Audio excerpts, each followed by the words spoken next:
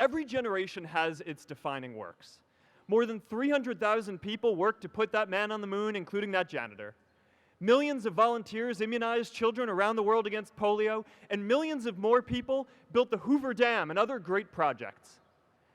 And now it's our generation's turn to do great things. Now I know, maybe you're thinking, I don't know how to build a dam. I don't know how to get 1 million people involved in anything. Well, let me tell you a secret.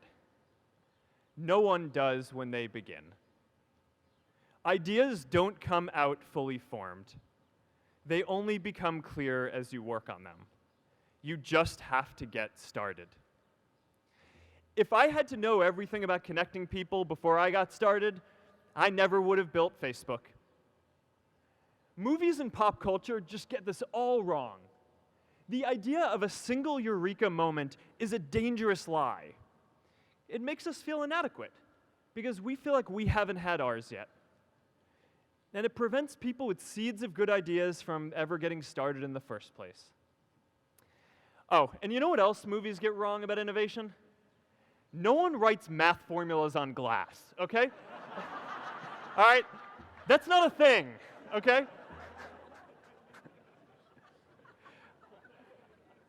It's really good to be idealistic, but be prepared to be misunderstood. Anyone working on a big vision is going to get called crazy, even if you end up right. Anyone taking on a complex problem is going to get blamed for not fully understanding it, even though it's impossible to know everything up front.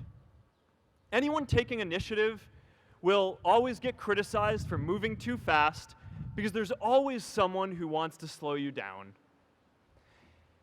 In our society, we often don't take on big things because we're so afraid of making mistakes that we ignore all the things wrong today if we do nothing.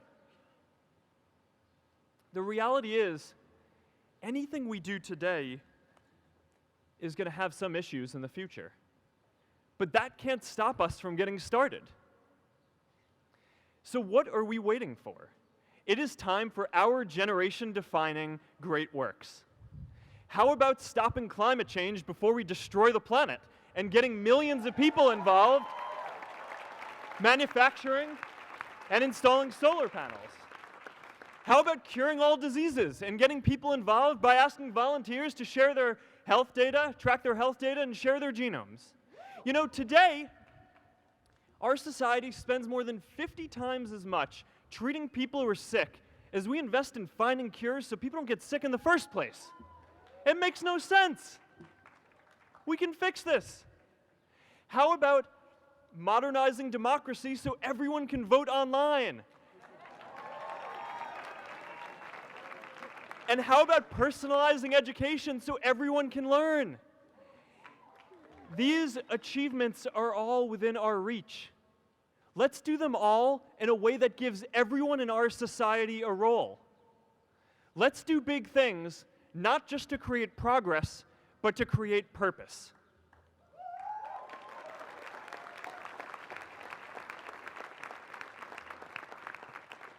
So taking on big, meaningful projects together is the first thing we can do to create a world where everyone has a sense of purpose.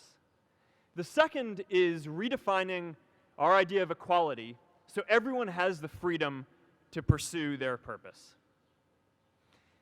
Now, many of our parents had stable jobs throughout their careers, but in our generation, we're all a little entrepreneurial, whether we're starting our own projects or finding our role in another one.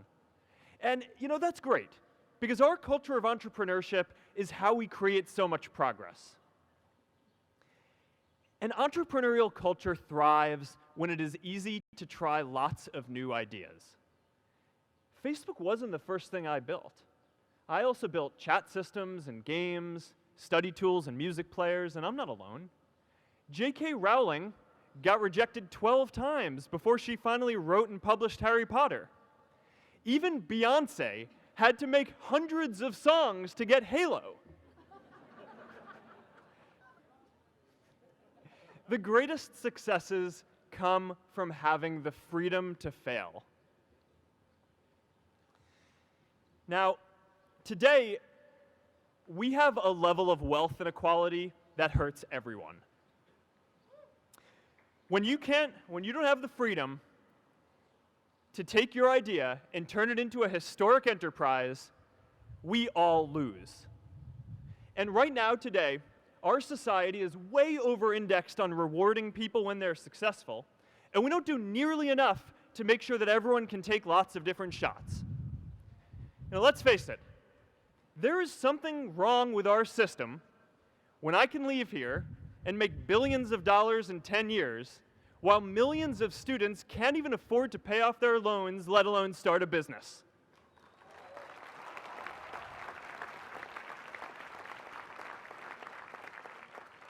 Look, I know a lot of entrepreneurs, and I don't know a single person who gave up on starting a business because they were worried they might not make enough money.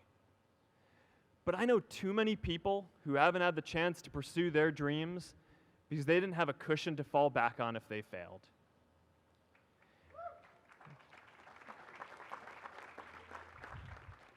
We all know you don't get successful just by having a good idea or working hard. You get successful by being lucky too. If I had to support my family growing up instead of having the time to learn how to code, if I didn't know that I was going to be fine if Facebook didn't work out, then I wouldn't be standing up here today. And if we're honest, we all know how much luck we've had to get to this point in our lives. Every generation expands its definition of equality. Previous generations fought for the vote and civil rights. They had the New Deal and Great Society. And now it's time for our generation to define a new social contract.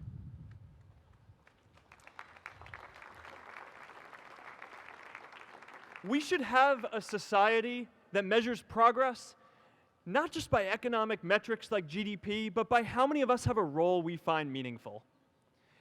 We should explore ideas like universal basic income to make sure that everyone has a cushion to try new ideas. We're all going to change jobs and roles many times, so we need affordable childcare to get to work and healthcare that's not tied to just one employer. And we're all going to make mistakes. So we need a society that's less focused on locking us up and stigmatizing us when we do. And as our technology keeps on evolving, we need a society that is more focused on providing continuous education through our lives.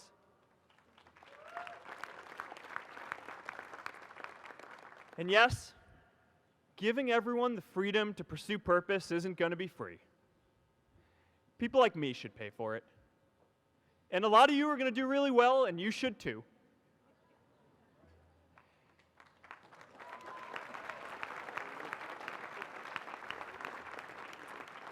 That is why Priscilla and I started the Chan Zuckerberg Initiative and committed our wealth to promoting equal opportunity.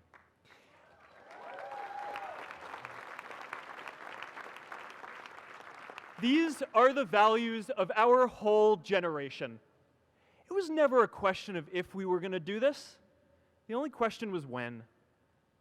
Millennials are already one of the most charitable generations in history. In just 1 year, more than 3 in 4 US millennials donated to charity, and more than 7 in 10 raised money for another one. But it's not just about giving money.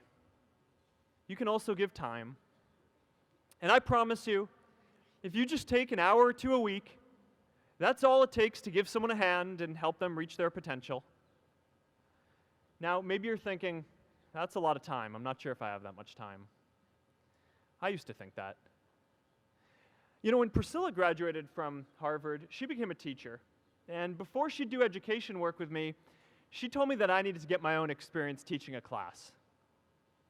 At first, I complained. I said, you know, I'm kind of busy. I'm running this company. But she insisted.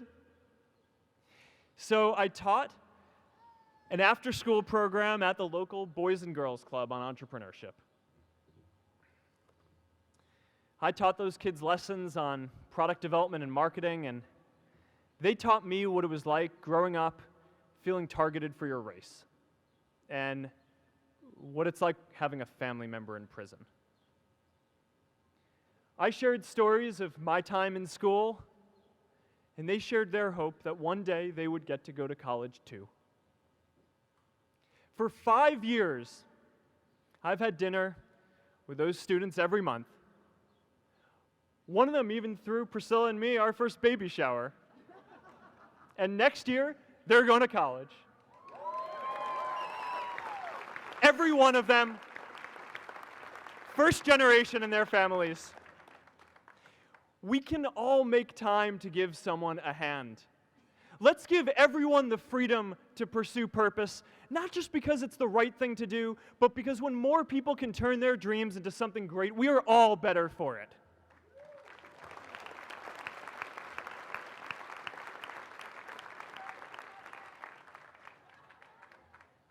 Purpose doesn't only come from work. The third way we can create a sense of purpose for everyone is by building community. And in our generation, when we say purpose for everyone, we mean everyone in the world. Now, quick show of hands. How many of you here are from another country? All right, now keep your hands up. How many of you are friends with one of these folks? Now we're talking. See, we have grown up connected. In a recent survey of millennials around the world, asking what most defines our identity, the most popular answer wasn't nationality, ethnicity, or religion. It was citizen of the world. That's a big deal. Every generation expands the circle of people we consider one of us. And in our generation, that now includes the whole world. We understand that the great arc of human history bends towards people coming together in ever greater numbers, from tribes to cities to nations, to achieve things that we could not on our own. We get that our greatest opportunities are now global. We can be the generation that ends poverty, that ends disease. And we get that our greatest challenges need global responses too. No country can fight climate change alone or prevent pandemics. Progress now requires coming together, not just as cities or nations, but also as a global community. But we live in an unstable time. There are people left behind by globalization across the whole world. And it's tough to care about people in other places when we don't first feel good about our lives here at home. There's pressure to turn inwards. This is the struggle of our time. The forces of freedom, openness, and global community against the forces of authoritarianism, isolationism, and nationalism.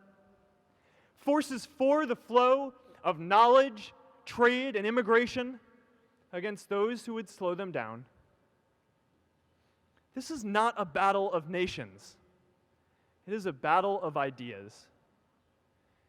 There are people in every country for more global connection, and there are good people against it. And this isn't going to be decided at the UN either.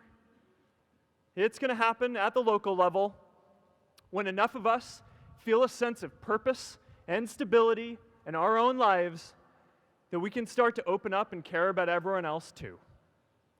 And the best way to do that is to start building local communities right now.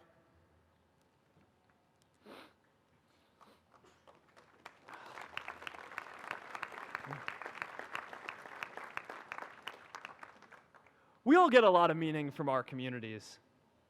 Who here's from Elliott House? How about Lowell? I know you guys found community because you literally live right on top of each other. And Mather? I'll just leave that there.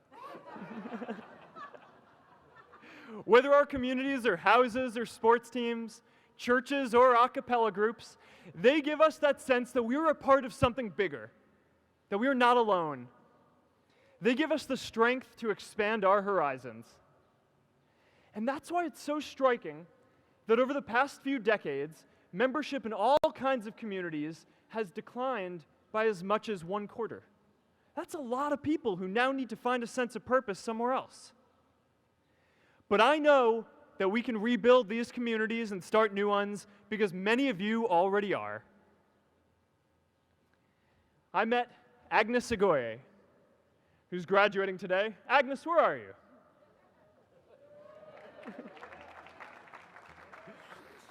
Agnes spent her childhood navigating conflict zones with human trafficking in Uganda, and now she's trained thousands of law enforcement officials to keep communities safe.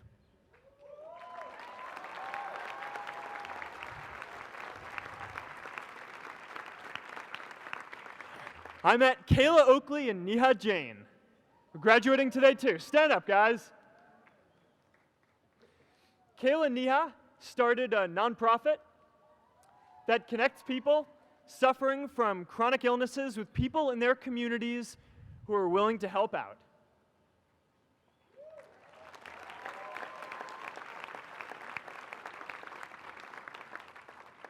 And I met David Razu Aznar, who's graduating from the Kennedy School today. David, stand up. David is a former city councilor who fought to make Mexico City the first Latin American city to pass marriage equality, even before San Francisco.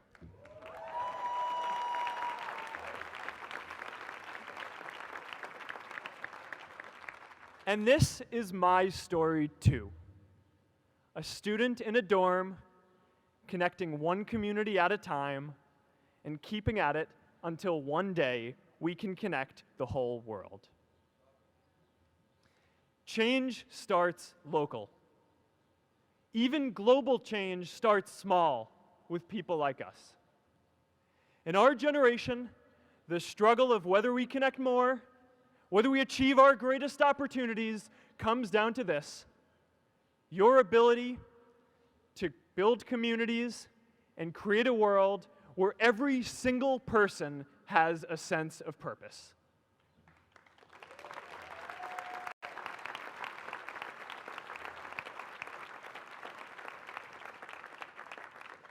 Class of 2017, you are graduating into a world that needs purpose.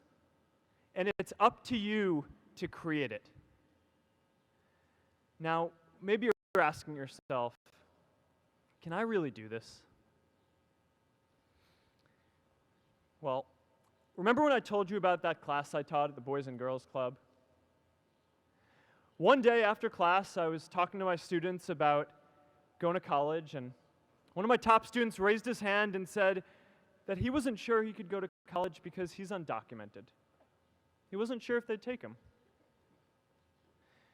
Last year, I took him out to breakfast for his birthday, and I wanted to get him a gift, so I asked him what he wanted, and he just started talking about struggles that he saw other students in his class facing, and finally said, you know, I'd really just like a book on social justice.